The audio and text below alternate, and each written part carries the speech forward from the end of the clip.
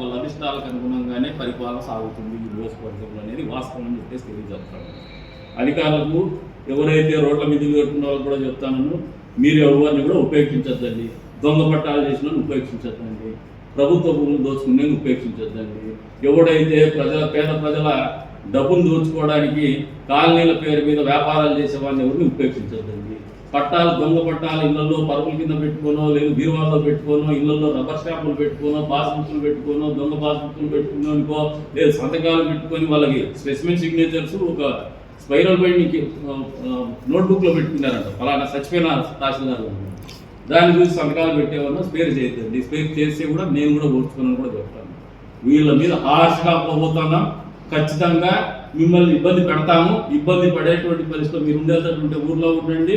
లేదు మీకు ఇబ్బంది పడేది ఇష్టం లేకపోతే ఊరు వదిలేసిందే వెళ్ళిపోండి. ఈ ప్రభుత్వంలో అయితే మీరు తప్పు చేయలేము. తప్పు మేము చేయం, మీతో చేయలేము. ఎక్కడైనా ఇల్లు అవుతారంటే మీకు అపోహం ఉంటుంది. అధికారులు కూడా తప్పు చేయలేము. రెండోది, సామాన్య ప్రజలు చెప్తున్నారు, మీరు రెగ్యులరైజ్ చేస్తారు, వేకెంట్ ల్యాండ్ ట్యాక్స్ పెట్టండి.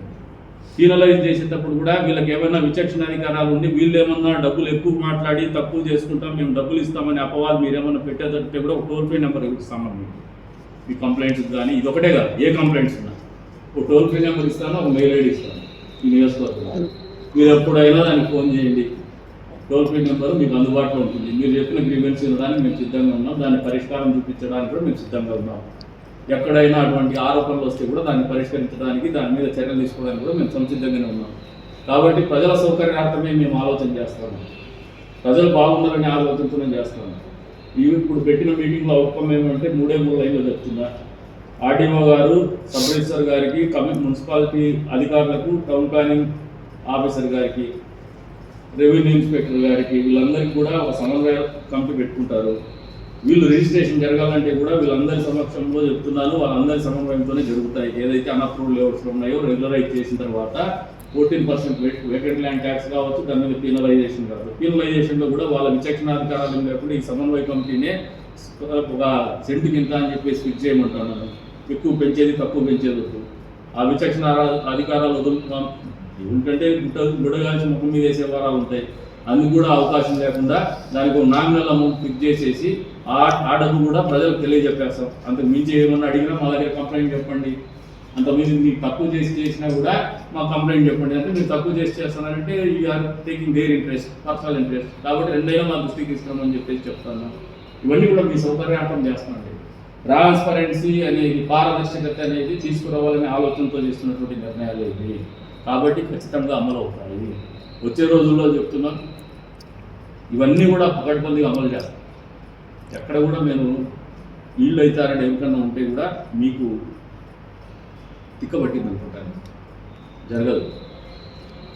28 అన్అప్రూవ్డ్ లేఅవుట్స్ ఉన్నాయి. దీంట్లో మ్యాపింగ్ చేసి గవర్నమెంట్ ల్యాండ్స్లో ఏదైనా హౌస్ ప్లాట్ నెంబర్లు అలాట్ చేసింటే అది కూడా డిస్ప్లే చేస్తాం వచ్చే రోజుల్లో. సబ్ రిజిస్టర్ ఆఫీస్లో కూడా బయట నోటీస్ బోర్డులో పెట్టమని చెప్తాను. ఈ సైట్లు గవర్నమెంట్ ల్యాండ్స్ అని చెప్పేసి, ఫలానా అన్అప్రూవ్డ్ లేఅవుట్లో ఈ సైట్లు గవర్నమెంట్ ల్యాండ్స్లోనే ఇవి రిజిస్ట్రేషన్ చేయబడడం అనేది అఫిషియల్గానే పెడుతుంది. అక్కడ కూడా మళ్ళీ గాబరీ కాలేజీలో మేము చేయదలుచుకున్నది దొంగ పనిని కట్టడి చేయాలనుకున్నాం, కానీ ప్రజలు ఇబ్బంది పెట్టే ఆలోచన పట్టలేదు. పేద ప్రజలు ఎవరైనా వాళ్ళ పెళ్లిళ్ళ కోసమో, వాళ్ళ ఇంట్లో కార్యక్రమాల కోసమో ఒక ఇన్వెస్ట్మెంట్ పెట్టుకొని అమ్ముకోవాలనే వాళ్ళ కోసం అయితే మేము ఇబ్బంది పెట్టాలనే ఆలోచనతో లేదు. కాబట్టి రిజిస్ట్రేషన్స్ అనేది మీరు ఈ రోజు నుంచైనా రేపటి నుంచైనా కూడా చేసుకోవడానికి వెసులుబాటు కల్పిస్తున్నారు. ఎక్కడ కూడా ఇబ్బంది పెట్టరు. చేయాల్సిందల్లా మీరు వేకెంట్ ల్యాండ్ ట్యాక్స్ కట్టి దాని రిసిప్ట్ తీసుకుపోయేసి సబ్ రిజిస్టర్ గారికి మీ స్టాంప్స్తో పాటు అది కూడా ప్రొడ్యూస్ చేస్తేనే రిజిస్ట్రేషన్స్ అవుతాయి. మేము పోయేసి రిజిస్ట్రేషన్ చెప్పేసినారు కదా అని స్టాంపులు రాసుకొని పోతే జరగవు. మీరు ఖచ్చితంగా ఏదైతే డబ్బు కట్టాలో లేఅవుట్ ట్యాక్సెస్ మున్సిపాలిటీ డబ్బు చెల్లించండి. మున్సిపాలిటీకి రావాల్సిన డబ్బు ఖచ్చితంగా ముక్కుబిండి వసూలు చేస్తాం. స్థానిక సంస్థలకు రావాల్సినటువంటి నిధులు రాబడతాం. తద్వారా ఈ మున్సిపాలిటీ అభివృద్ధికి పాటుపడతాం.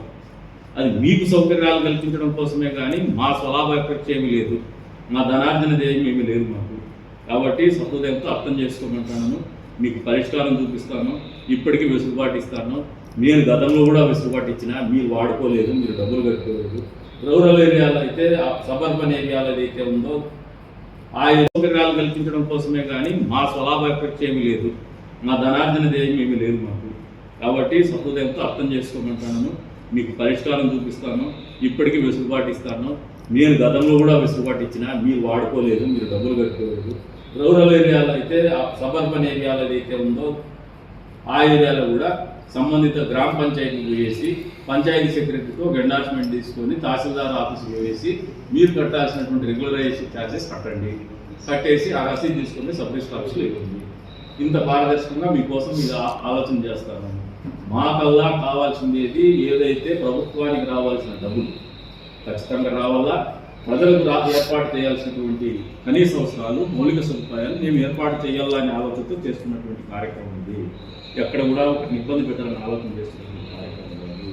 ఊరు బాగుపడాలా, ఊర్లో జీవన ప్రమాణాలు మెరుగుపడాలని ఆలోచనతో చేస్తున్నటువంటి కార్యక్రమం కాబట్టి సహృదయంతో అర్థం చేసుకుంటారని చెప్పేసి మా కూటమిలో ఉన్నటువంటి పార్టీ సభ్యులకు కూడా మేము వ్యక్తిగతంగా కూడా మాట్లాడదలుచుకున్నాం. మా స్టాండ్ క్లియర్గా చెప్పదలుచుకున్నాం. కొంచెం పెయిన్ఫుల్ కూడా ఉండొచ్చు, నన్ను కూడా అనొచ్చు, దగ్గర ఉండేవాడిని ఎన్నో పక్ష సాధింపుతో చేస్తున్నారని. నేను ఆ బ్లేమ్ కూడా తీసుకునే వెరవల. ఎందుకు వెరవలేదంటే నేను అటువంటి ఆలోచన పోయినానంటే ఇది అమలు చేయలేదు. సమ్మర్ నేషనల్ వెళ్ళాక ఎవరో ఫిల్మెంట్లో గంట కట్టదు, ఆ ఫిల్మెంట్లో గంట కట్టడం మనకు కొంచెం ఇబ్బంది.